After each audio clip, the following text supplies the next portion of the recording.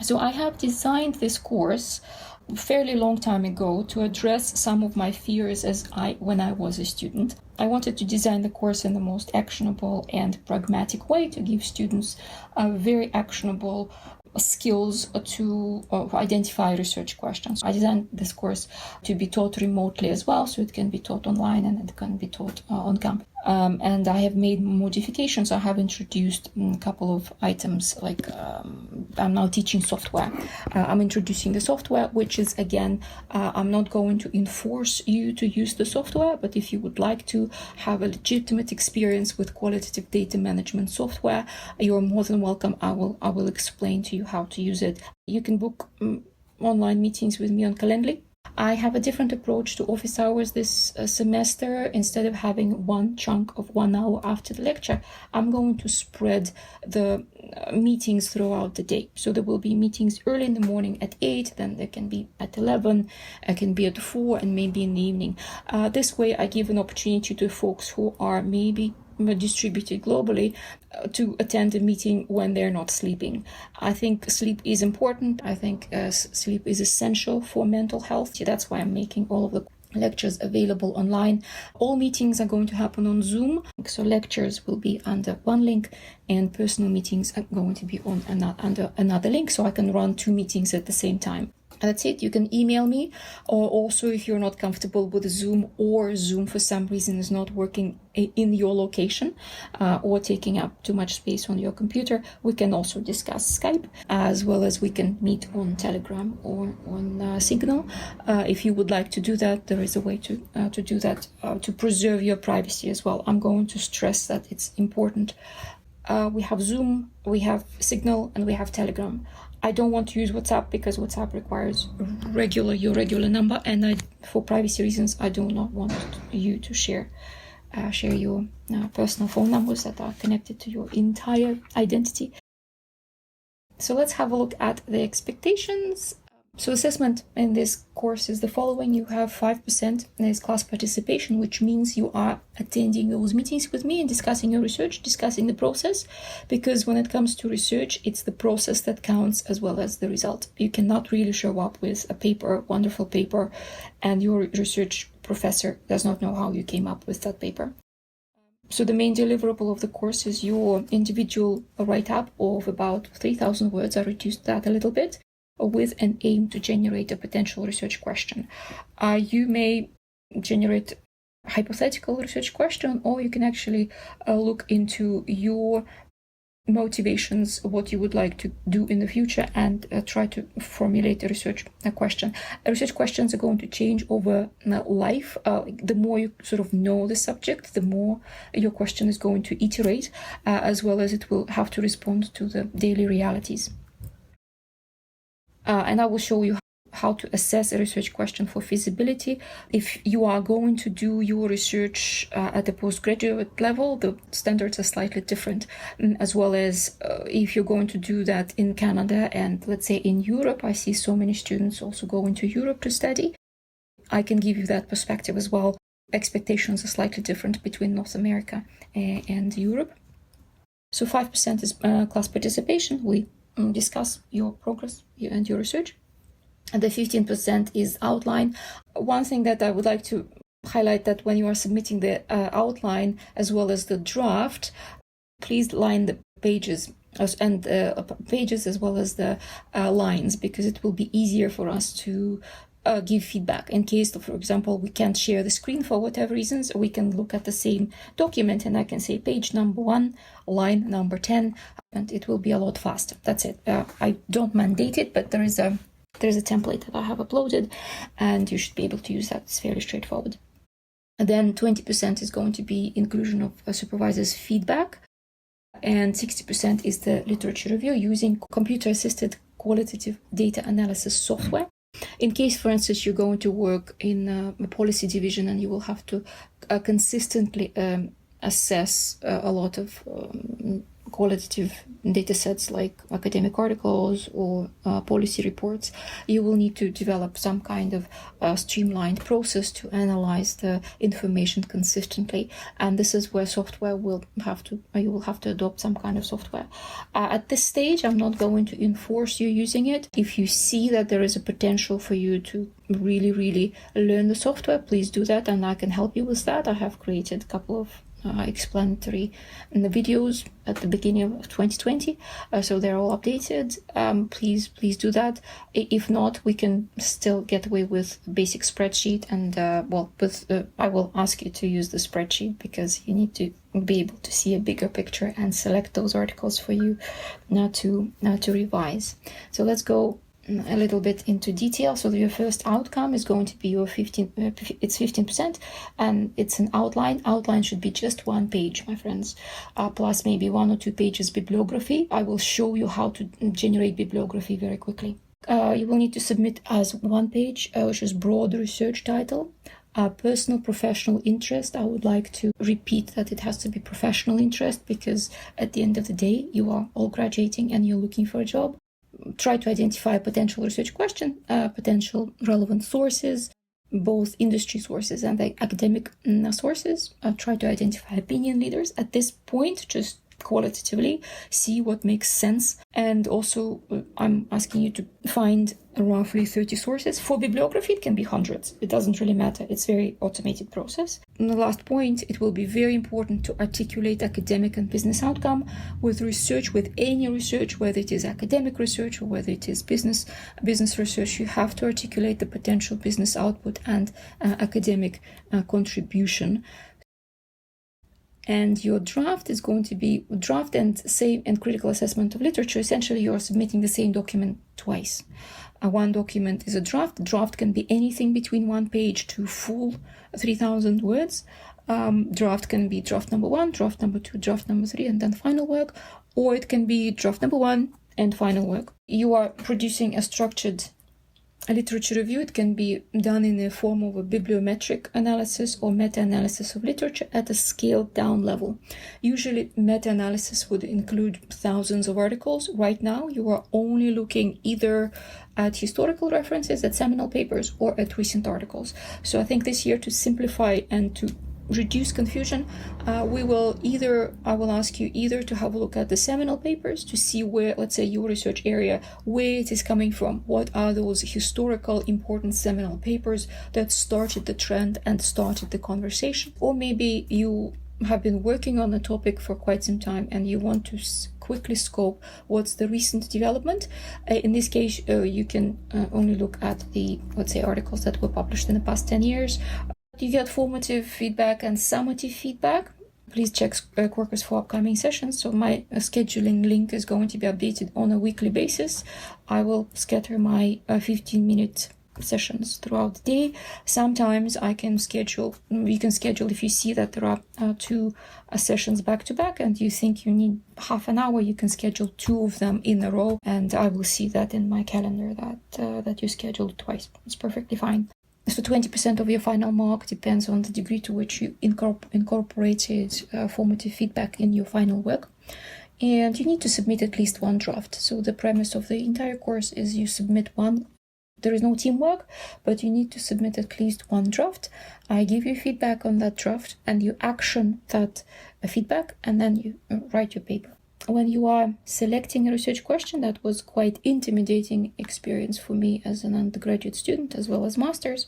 I found some resources that actually helped me in the long run to identify, to be able to assess a research question. Because when you come to a professor who is research active, and their question is going to be, so what are you interested in? And you are lucky if you're coming from a background of research. Your parents were researchers, or your parents were university teachers or school teachers. They've been in that bubble for a very long time, and they know how to navigate that ambiguity and uncertainty of how to. So your research question must be feasible.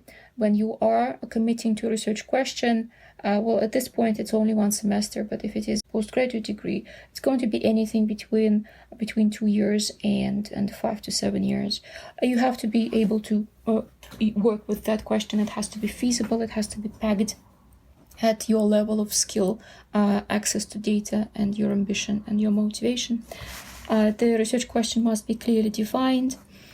It has to be articulated, and you need to mention what's included in the scope and what is excluded, because it's not in your position to cover absolutely everything in the topic. Something is going to be omitted. Make sure that your work is non-ambiguous, that it can be interpreted in just one way.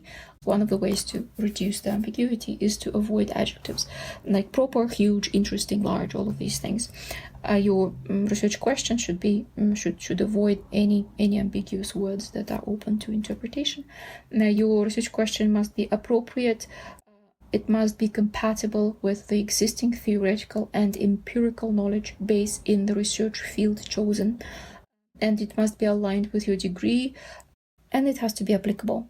Because it is, this is undergraduate work, so you technically, when you are graduating, you will join the industry. So the outcomes of the research should have both scholarly and industry relevance. And only then it has to be interesting. Many folks make a mistake and they go for interesting first and then everything else. And then when we commit to something interesting, and interesting is usually novelty, anything that is interesting may be something that we don't understand at this point. And then you check the literature and you come to your research supervisor 6 months later and say, oh, it was very interesting, but then I looked at the literature and there is no literature. Because you are at the beginning of your research journey, you are joining the conversation. You're not leading the conversation yet, you are joining the conversation until you know enough about the industry or about the research area to formulate to push the conversation further, or completely deviate from it and find your niche. Any knowledge acquisition goes through roughly these stages. They can be named differently by different authors, but when we see a new phenomenon, we describe it first, description phase. Like Diane Fossey, who was researching gorillas in Rwanda and Uganda, she was describing them. She was saying, well, these are the gorillas, and these are the attributes that they have, these are communication standards that they have, things like that. And then once we develop the knowledge of the subject, we move to explanation phase, as saying why this phenomenon exists. And then we go to, once we know enough, once we can explain why phenomenon exists, we can predict the phenomenon, and we can find useful applications of that phenomenon. This diagram is useful to remember because later on, when you will be doing data analysis and data collection, which I'm not asking you to do, that will affect your data analysis and a commitment to qualitative data analysis or collection and analysis, or quantitative. And that's very important because you need to say that, well, I'm at the description stage, or whatever terminology your supervisor is familiar with. And then because it is description phase, for instance, you can get away with interviewing people. But if you are committing to a topic of leadership, unfortunately, this is quite a researched topic. It will be harder for you to get away with just interviews unless you are interviewing a high-profile CEOs with plenty of experience. But that's going to be a slightly different level. Another example with when it comes to description, explanation, and prediction and application will be digital IDs. I have been following digital IDs conversation for the past couple of years, and it had been in the conceptual phase or description phase for a very long time. And one of the applications of digital IDs is sort of scaling in the humanitarian domain, because we have right now about 2 billion people who are displaced and they don't have proper identification. And proper identification means that it is private and people have the right to divulge their IDs, their identification for specific purposes that they see fit. It is about having your identity, let's say on a mobile device or on a dongle, and divulge it to authorities when it is necessary, crossing the border or receiving food, things like that. So the digital ID conversation had been going forward in humanitarian domain, but was quite passive in the mainstream. How to track identities in a private and ethical way is exceptionally important. And we, at this point, we don't have the technology that can be, we have the technology, but the scalability of that technology is a problem, as well as the adoption of that technology by the population is also a long journey. So other techniques to generate research questions will be interacting with your mentor, interacting with colleagues, general reading, looking at research journals and conference papers. This is our focus will be. We will look at research journals and conference papers. You can read textbooks, but we have to remember that textbooks are outdated. It takes about 2 years to write a book and about 2 years to publish it.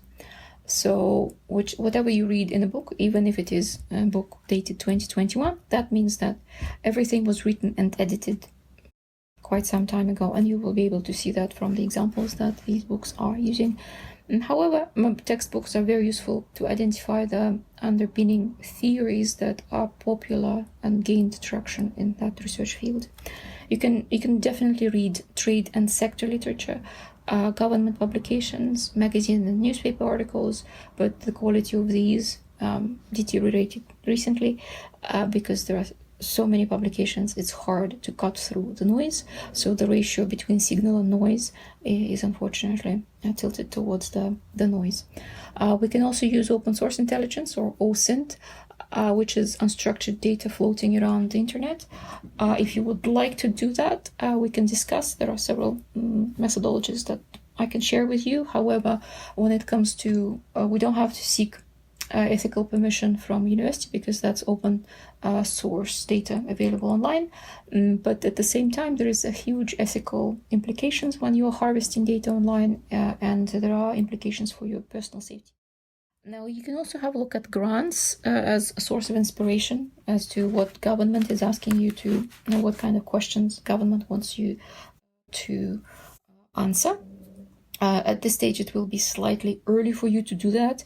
It's a nice way to keep this in mind because this is something that, this is the current conversation that people are having, and you would like to get some funding, you can start thinking about these topics and start conceptualizing them. And another way to reduce the cognitive overwhelm, because we have enormous access to information and enormous access to produce this information, so to navigate ourselves quite efficiently through the sea of digitally available sources, we need to have a method to this madness to reduce that noise.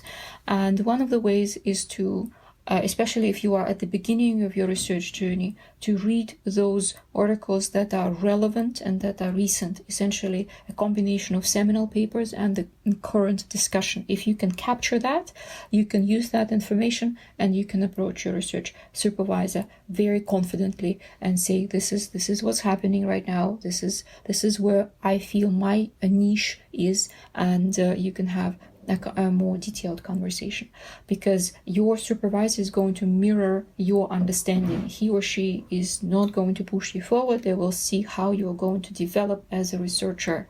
It's a very stressful experience. There's a lot of silence, because if a supervisor feels that you're not up to speed, you can take 2-3 years to develop that expertise. They usually don't care. But if you're very quick, you can if you have the method to this madness, you should be able to be a lot faster in that process, to cut through a lot of noise and find that signal that will help you to get through this process.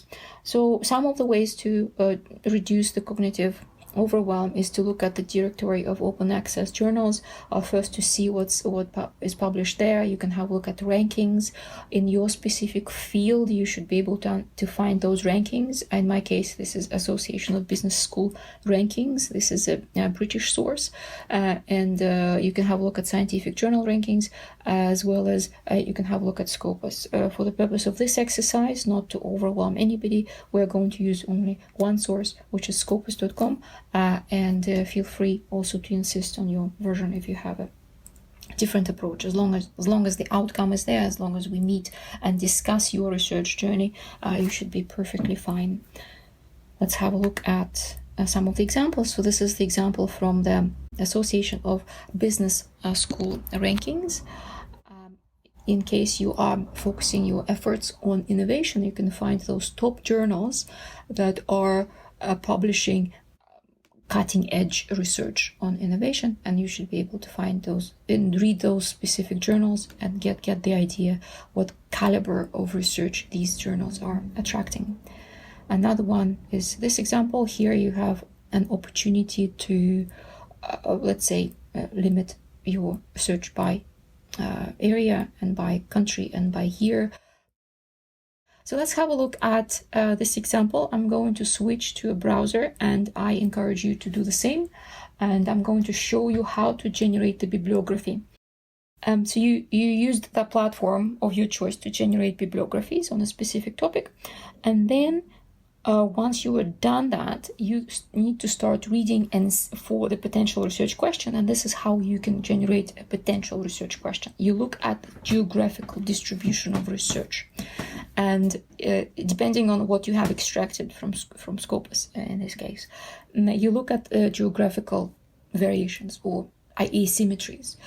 You may see that one research had been done in North America but had not been done in Asia, or there was something happening in the Middle East that researchers had access to data, and that research can now be tested in North America with under different set of circumstances.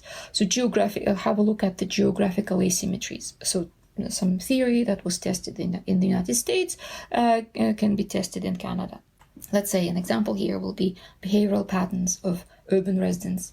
Are they replicable in rural areas, right? Another way to look at your spreadsheets with abstracts and see if there are any other social asymmetries that the research you can see through just basic qualitative reading, through perusing the abstracts, that some research was established on the basis of experience of one social group only.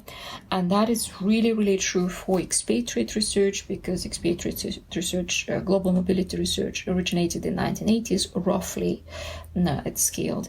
And it was mainly guys who were expatriating, because that's the way historically happened. And then with the rise, and that coincided with the rise of multinational companies, people who were empowered and had the opportunity to expatriate, they expatriated. Now the social demographic of global mobility has changed, because we have plenty of teachers expatriating, teaching English around the world. We have all demographics exploring the opportunities, either working remotely or actually relocating to the country. So you may see, but the research, the initial theoretical underpinning was developed using one demographic. It can be also funding as well, that people had funding in one country and they only had access to one particular demographic.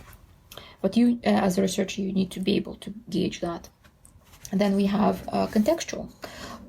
It may be established in one area of management, or let's say there will be research in project management, and you would like to pose a question whether the same theories will work in product management, and what is the difference, and what would be the underlying variables that you need to keep in mind.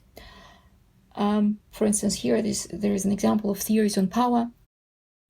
In hospitals, are they relevant to hotel or university environments? Very interesting to see if power studies in hospital medical environment are replicable in hotel environments and university environments. And then you will analyze whether you will see, not analyze right now, we're not analyzing, we're not collecting primary data, but it will be interesting to see if power dynamics in hospitals are replicable in hotel environment and university environment. And well, the risks are very different. Like I can tell you without conducting any studies that the power dynamics will be very different in hospitals and universities, as well as the consequences. I think consequences will be a lot more serious in hospitals than universities, and as a result people will adjust to these risks and opportunities. Then you'll have a look at other asymmetries like temporal. You may see from Scopus that there was research was very popular in 1990s and then slowed down, and then it picked up again. So you will see that all research may be out of date, and you feel that There are a couple of studies that are absolutely pivotal to understanding the environment right now, and you would like to take that theory from very, very far, from 1960s, 1970s, and test it again on a different demographic and see if it is going to hold water. Then we can also have methodological, may have been tested using only one methodology. And you will be able to see that from literature. You will be able to see from that spreadsheet that I will show you how to extract. You will see that all articles are, let's say, sticking to one method. It's qualitative, or quantitative only. And you can also understand whether it is a good fit for you or not. Like if, for instance, you are trained to do qualitative research and really like it, you like interviews, you like engaging with people, and literature says, well, nobody's doing qualitative observations and interviews and ethnographic research in your area that you have selected. Everybody is doing data analysis. Everybody's getting massive data sets from online and doing correlations. And it will be very difficult for you to build the argument that you would like to write your research and to complete your research and still stick to qualitative data analysis. Also depends on the supervisor, so there are several variables that you need to keep in mind. But this approach gives you better chance at making the right guess, or the guess that you can, the choice that you can essentially manage in the long run. So these are the future challenges of 2018-21. Some of them have been modified. I checked all of the links in this lecture. All of them are working. If they're not working, I apologize, but I have vetted all of them. So this link should be working. You can seek inspiration from, if you don't want to formulate your research question, you can join the existing conversation and try to contribute to it. So let's say, 3 broad topics will be living with Earth's carrying capacity, working in digital economy, and emerging a social society. Example of working in digital economy is broken down further into digitization of global value chains, very important. And we have rapid proliferation in that department. We see that so many retail stores that never digitized, they were forced to digitize over the past couple of years. And we can see later on, we can research what kind of implications that created for the global value chains in the long run. Very useful topic, and you can join that conversation. Unbundling traditional jobs into tasks. We have contract workers replacing full-time workers, right? Because technology is allowing companies to hire people on TaskRabbit to do small tasks for you. Digitization also eliminates the middleman. How these individuals are going to find jobs. Another good, interesting conversation to have. Technologies reduce scarcity of human labor. That's true, because we can access labor internationally these days, and what implications that creates for the local job market. Things like that. You can join these conversations and see what kind of literature is already there and whether you can relate to that research. Balancing risks and benefits in the emerging surveillance society. That's one of my favorite topics. So what do we do as a society in terms of how surveillance is becoming ubiquitous? At what point people will start pushing back? What are the implications of smart cities? And there's a good example of Toronto that Google Alphabet was planning to build a smart city in Toronto, and then there was a pushback. There is a very, not pushback, but the project didn't happen because of the current situation. But there is a very prominent researcher in Canada. She's well known around the world, and she was on the board of directors of that project, and then she quit because she said, well, the ethical standards are not up to speed, and she wasn't able to associate herself with the project, and then the project didn't go ahead because of the pandemic. You may try to join that conversation and try to see all of the variables. Artificial intelligence systems make sense of it all, and this is a power asymmetry, information asymmetry, and what we can or cannot do about that. All of these are very interesting questions to answer, or at least you may develop a nuanced understanding of these questions, and you can join a conversation. It can be a nice small talk during a an interview, for example. Interview should not be only about job interview should not only be about you're fit for the job, but what kind of interests you have outside of the job. Also, we have to remember about the rapid proliferation of misleading content. I have an example from Craig Silverman. He's a researcher, open source investigator with BuzzFeed. I think this slide is from at least 2018, but still holds water, that we have to keep in mind that there is a lot of misleading information, or just a lot of information, and we have to be able to get through this information and to assess this information, whether we would like to proliferate it or not. Another slide that I had forever on my in my first lecture is the value judgment. When we are formulating a research question, right now it's not that crucial because this is only one semester and this is going to be an internal document. It's going to be you and me who are going to read. Only two people are going to read this document. But in the long run, when you are writing a master's thesis or especially a PhD, if they are not confidential, your work is going to be published. Our work is going to be to hang on some internal or external university repository, and for everybody to read. It will be open access. And you need to keep in mind that your work may not age nicely. The work that was pivotal and crucial 10 years ago may become quite unethical in the long run. It is not very easy to explain that just measly 10 years ago. I think value judgment these days is everything that we do in social media. If somebody can get offended, and somebody can scale that conversation and discuss these things. So you have to keep in mind that when you're committing to a topic in the long, especially if this is a long-term project, you need to calculate your risks in terms of what kind of value judgments this research is going to attract. It's one of the risks that we need to keep in mind.